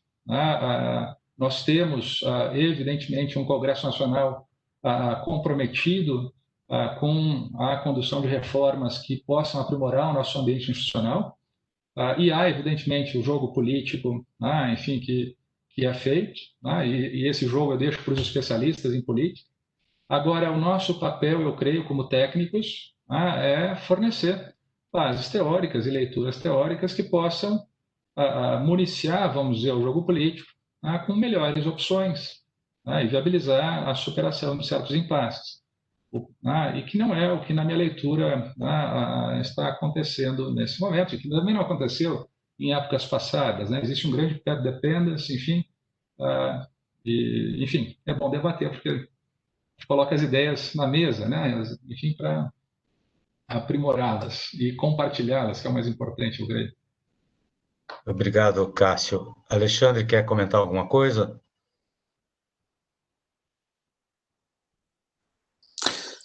Não, só fazer um comentário rápido, né? A questão está sendo... Bom, existe um projeto de lei em debate no Congresso Nacional, o 4458. A questão está nas mãos do Congresso Nacional. O Congresso Nacional é o órgão legítimo dentro da nossa democracia para tomar as decisões a respeito de qual será o modelo, né, de sistema legal de falência e recuperação de empresas que a gente vai ter no Brasil. E longe de mim querer discutir ou debater isso, né? O Congresso Nacional é soberano para tomar essa decisão e, né, como ressaltou o Cássio e como ressaltou o Adolfo, o Congresso Nacional tem se empenhado bastante nisso, no debate desse projeto, né, e ele tem avançado a partir de uma série de discussões que têm sido orientadas, né, por diferentes documentos que vêm sendo produzidos, né, em diferentes fóruns acadêmicos, empresariais, sindicais, que vêm produzindo documentos para contribuir na discussão sobre esse modelo. Então, o que eu gostaria de ressaltar é que nós nunca pretendemos, né, no nosso processo aqui de construção da nota técnica depois do debate, centrar o debate em torno do projeto de lei que está em tramitação do Congresso Nacional, tanto que a nota técnica não é sobre o projeto de lei, ela não é uma análise do projeto de lei, justamente porque a nossa intenção não era entrar no debate político sobre o projeto de lei, porque nós não consideramos, inclusive, que nós sejamos uma organização legítima para fazer isso.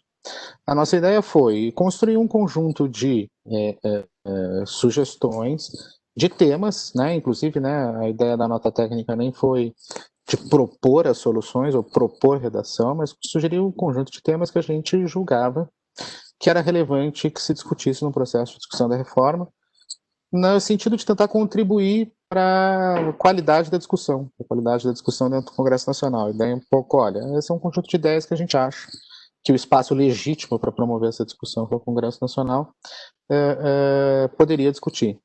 Então, um pouco, né, a nossa ideia aqui não é nem ser contra, nem a favor do PL, a partir do que a gente vem construindo nos nossos debates nos últimos anos, propor qual é o conjunto de temas, né, que a gente julga que é relevante discutir, inclusive com a humildade necessária para reconhecer que, evidentemente, não somos nós os atores legítimos para definir como é que o sistema vai ser, é o Congresso Nacional, e que não necessariamente o sistema que vai resultar da reforma vai ser coerente com o que nós pensamos sobre o sistema. Mas isso é normal e dentro de qualquer sociedade democrática.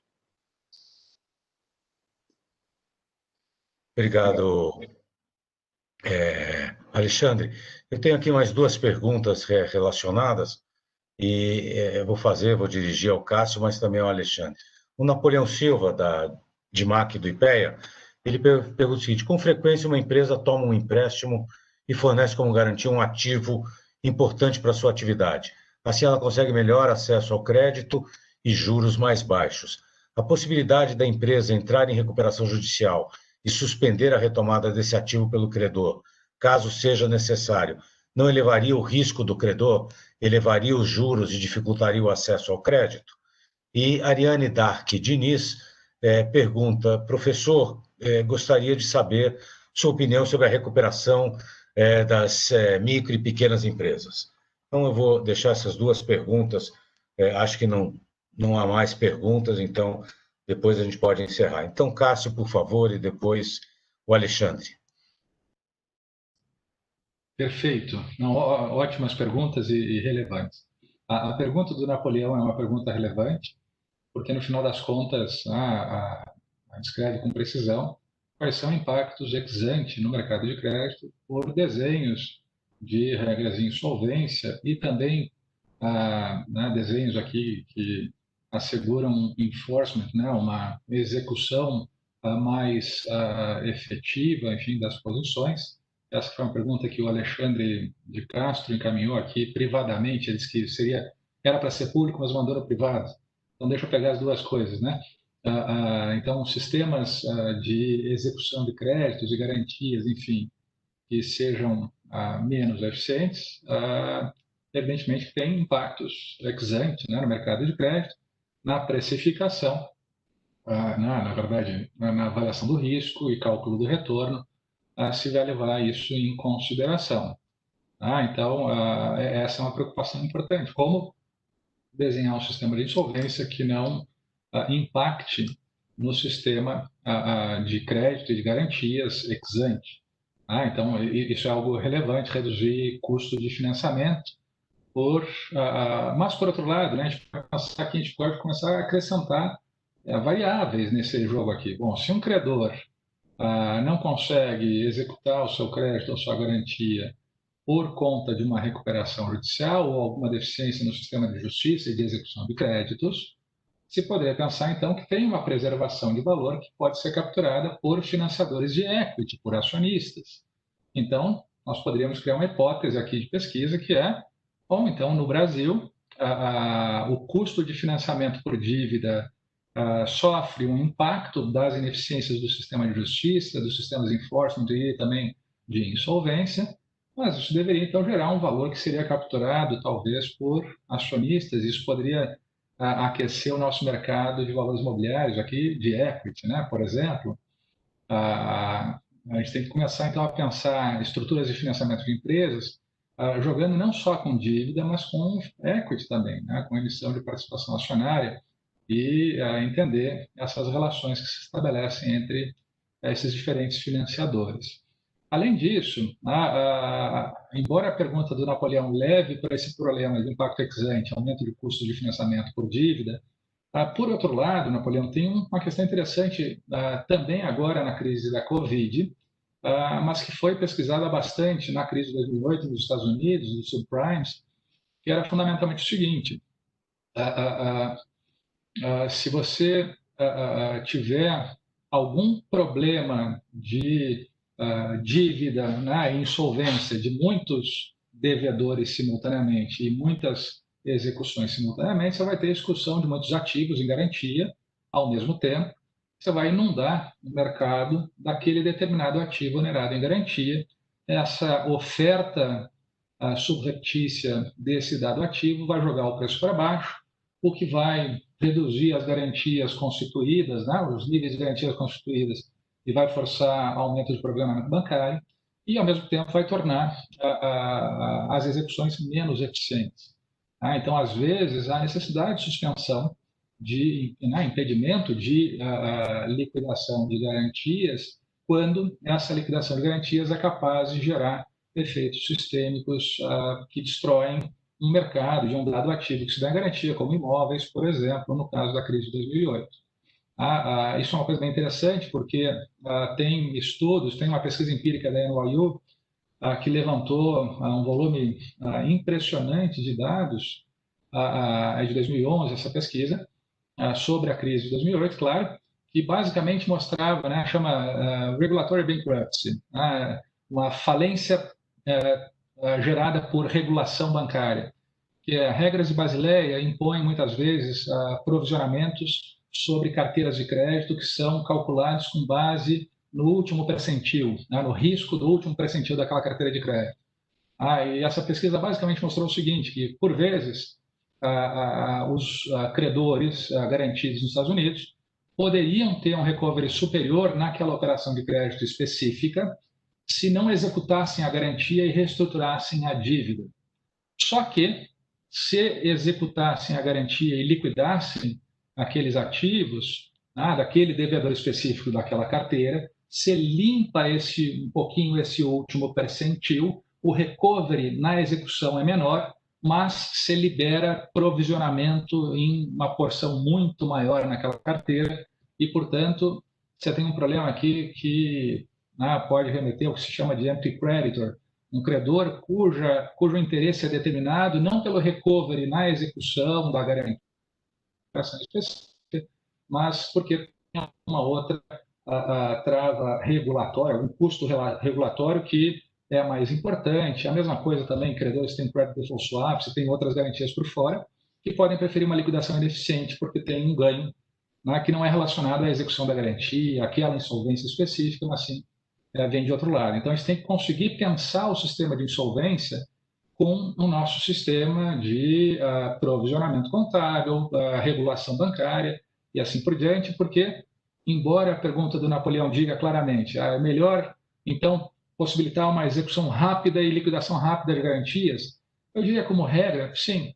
Só que há circunstâncias e crises sistêmicas e de amplitude generalizada e global como a atual, talvez indiquem que em certas circunstâncias, certos mercados, certas carteiras de crédito, nós não devamos autorizar essa execução rápida para evitar esses impactos sistêmicos por incentivos que não são, enfim, os mais eficientes. E, por fim, nos Estados Unidos, que é uma referência interessante, é um mercado de crédito mais desenvolvido e é também um mercado de instituições do capitalismo, vamos dizer, mais desenvolvido. A suspensão de execuções de garantias. E, portanto, e há regras que dizem quando se pode levantar a suspensão de execução de garantia ou não, mas o fato é que a regra lá é que suspende a execução de garantia.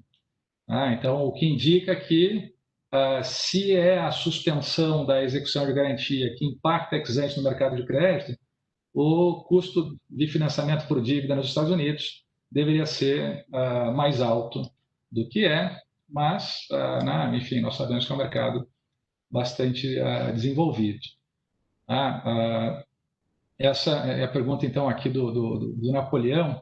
Eu não sei, Paulo, se eu posso falar brevemente da pergunta do Alexandre ou não.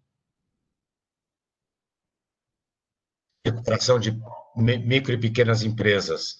Por favor, tem as duas coisas. Tá? Antes que a gente possa encerrar e depois do Alexandre falar. Então tá, eu serei aqui. Vocês já viram que eu sou, a síntese não é uma virtude que passe por aqui, Enfim, poder de síntese não é, enfim. Mas sobre recuperação de micro e pequenas empresas, esse é um problema interessante, porque a gente tem que pensar os sistemas de insolvência distinguindo empresas de maior porte e empresas de menor porte.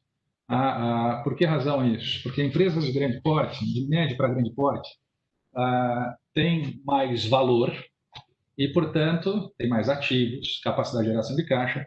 Então, o financiamento consegue ser um financiamento pensado, risco-retorno, com base em prioridades relativas de credores uns em relação aos outros e de acionistas também. Então, tem mais espaço para fazer aquela cascata. Não, eu sou o primeiro da fila, eu sou aqui, enfim, super sênior, eu sou não garantido, eu sou equity, enfim. Há regras de prioridade. O Brasil não tem, na lei de falências, para a recuperação de empresas, regras que observem essas prioridades nos modelos norte-americanos, a chamada Absolute Priority Rule. E isso é um problema para o Brasil pelo seguinte, porque o mercado global de financiamento faz o assessment de risco-retorno e precifica o custo pensando nessas prioridades relativas. E como seria num caso de insolvência, no final das contas. E isso é, enfim, qualquer um que trabalha com mercado de capitais e com financiamento vê isso o tempo todo. Só que quando vai para a recuperação judicial, essas ordens se perdem, se embaralham, enfim, e isso gera impactos reputacionais muito ruins para o Brasil fora. E, portanto, com financiadores globais relevantes. E ainda mais agora que a gente está perdendo aqui, né, capitais. Esse ano, 88 bilhões de dólares deixaram o Brasil já. Enfim, então, nós não podemos nos dar o luxo de ter regras idiosincráticas, ainda que a regra do padrão global norte-americano tenha uma série de ineficiências e possa ser submetida a uma série de críticas, mas ter alguma regra próxima global atrai mais capital, com certeza. Exemplo, a Latam, a brasileira, foi pedir a Chapter 11 em Nova York e o fato relevante publicado era porque no Brasil não tem muita segurança e previsibilidade, assim por diante. E ela queria um financiamento, e financiamento pensa em ter financiadores e hedge funds e instituições financeiras pensam em termos de prioridade para avaliar risco e retorno. E aqui no Brasil a gente embaralha tudo e a gente acaba, então, piorando a vida de grandes empresas, enfim, o que não é bom porque são empresas que puxam setores econômicos inteiros, muitas vezes.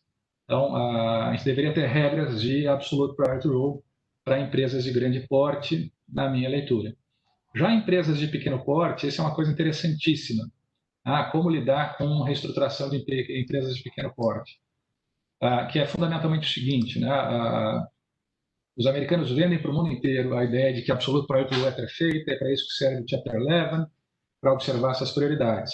E o mundo tem que fazer isso. O Banco Mundial mede o desempenho dos países lá no Doing Business, por exemplo, pensando em regras de prioridade como essa e tal. E exporta isso. Esse é um tema interessante. Só que, isso é uma coisa engraçada, que em 2016, até 2016, nos casos americanos, a imensa maioria dos casos americanos, não resultava num plano de recuperação que tinha que observar prioridades e tal, resultava numa chamada structural dismissal, que era a empresa entrava em recuperação judicial, fazia a venda de ativos e pedia para o juiz encerrar o caso. Só que antes de encerrar, pedia para fazer esse encerramento estruturado, que é paga aquele lá, aquele outro e tal, fazia uma distribuição sem seguir uma ordem de prioridades. E em 2017, a Suprema Corte Americana julgou um caso importante, o Javik versus Kuzavinsky, e que disse, mesmo em structural dismissal, tem que observar regras de prioridade. E isso era o que empresas de pequeno porte faziam, não observar a regra de prioridade.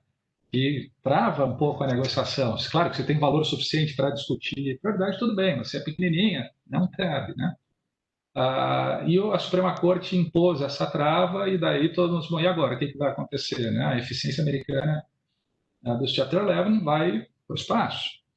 E daí o que fez? O que os americanos fizeram? Isso foi em 2017, em 2018 passou rapidamente uma lei para a recuperação de empresas de menor porte, em que se dispensa a Absolute Priority Rule, essa regra de prioridade entre credores não garantidos e que entra todo mundo trabalhista e tributário e tal, e acionistas. Ou seja, a gente teria que ter regras, então, que possibilitam maior criatividade para reestruturar empresas de menor porte. Só que isso o Brasil já tem. Quer dizer, o Brasil não tem regras de prioridade e, portanto, isso deveria ser uma vantagem para o Brasil reestruturar empresas de menor porte. O que o Brasil não tem para empresas de menor porte? Esse é um problema importante. Aqui, os procedimentos são custosos, porque são lentos e tal, e porque há impasses distributivos, os credores vão litigar, acionistas vão litigar, isso gera impasses, e essas empresas não conseguem gerar valor para financiar os custos do processo e também se reestruturarem. Então, a gente teria que ter soluções mais rápidas e imediatas, que não dependessem, que não ficassem subordinadas a impasses distributivos, né, problemas de múltiplos equilíbrios, enfim, como, por exemplo, na vendas 363, ou como, por exemplo, você está falando de empreendedores de pequeniníssimo porte, aqui, empreendedores individuais e tal, que não têm ativos, enfim, só tem, né, bem dizer, a sua própria força de trabalho, ter acesso a regras de discharge, regras de falência pessoal. Basicamente, a ideia é: o devedor entra em recuperação, não tem ativos, porque o ponto é alugado, enfim, tudo pertence a terceiros, e, portanto, não faz sentido manter um caso de falência que não tem ativos. Então, se vai já para o encerramento do caso, já que é rapidinho, isso vai 2 semanas, no mais das vezes, e há uma liberação, uma extinção das obrigações rapidamente. Então, para empresas menores, a gente deveria pensar para empreendedores individuais, né? Sistemas de liberação de dívida com a velocidade do estilo Chapter 7, ou enfim, de liquidação dos ativos passados e libera daí o fluxo futuro de renda, ou o inverso, reestrutura, mantém os ativos passados, mas paga dentro da capacidade do fluxo gerado, né? Mas com algum padrão mais rápido. Enfim, existem algumas soluções interessantes para empresas de menor porte, mas não são simples, porque você vai ter que fazer um dado corte. Num dado momento, você vai ter que entrar no jogo de regras de prioridade, e aí é que entra o desafio, né? Onde é que está essa fronteira do empreendedor individual que não tem ativos até a mega empresa? Onde é que está a linha de corte que separa uma coisa da outra, né? E esse é um problema importante a ser pensado.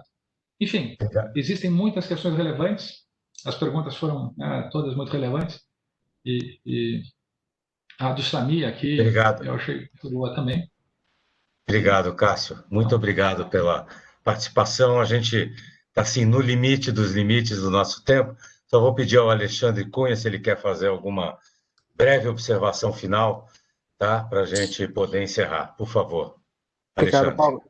Obrigado, Paulo. Eu queria só fazer um breve comentário a respeito da questão do sistema de recuperação de empresas e o sistema falimentar para pequenas para micro e pequenas empresas no Brasil. Me parece que no Brasil a gente tem duas questões prévias, né, que não são propriamente ligadas ao sistema legal de falência e recuperação de empresas, né, mas que prejudicam a possibilidade do uso efetivo desse instituto pelas pequenas e microempresas no Brasil. Primeiro é o nosso altíssimo grau de informalidade, né? O regime é um regime que só é acessível a empresas formalmente constituídas, e grande parte dos micro e pequenos negócios brasileiros não tem constituição formal, né? É a pessoa negociando como pessoa física. E como nós não temos um sistema insolvencial voltado para pessoas físicas, quem atua em negócios informais não tem acesso ao sistema. E só poderia ter acesso ao sistema na medida em que nós estendêssemos, né, como a gente propôs, inclusive na nota técnica, o sistema também para pessoas físicas. E do ponto de vista das micro e pequenas empresas que têm a sua formalização, nós temos um outro tipo de problema, que é o alto grau de confusão patrimonial que existe no Brasil entre o que é patrimônio da empresa e o que é patrimônio dos sócios da empresa, e que é especialmente grave nas pequenas e microempresas no Brasil, né? Os empresários brasileiros, é uma questão cultural até, me parece, eles não costumam traçar claramente uma linha divisória entre o que é o seu patrimônio pessoal e o patrimônio da empresa, e essa confusão patrimonial torna muito difícil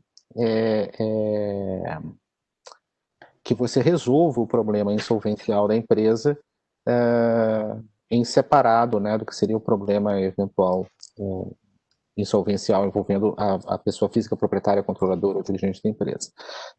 E no Brasil a gente tem uma tradição de repisar essa confusão patrimonial, né? O fato de que o sistema de justiça brasileiro trata, de certa forma, com muita leviandade, né, o respeito, o Instituto da Desconsideração da Personalidade Jurídica, né? É muito fácil no Brasil você obter judicialmente a responsabilização pessoal de sócios ou controladores da empresa por atos da empresa, acaba funcionando, né, como um incentivo às avessas, né? Porque como não adianta eu tentar respeitar essa linha se depois, eventualmente, no processo judicial, a justiça facilmente vai fazer meu patrimônio pessoal responder pelo da empresa. Isso incentiva, né, não só a confusão patrimonial, mas também incentiva a não formalização de negócios, né, porque no final eu não teria as vantagens de limitação de responsabilidade que resultam da formalização do negócio, porque a desconsideração da personalidade jurídica seria muito fácil de obter.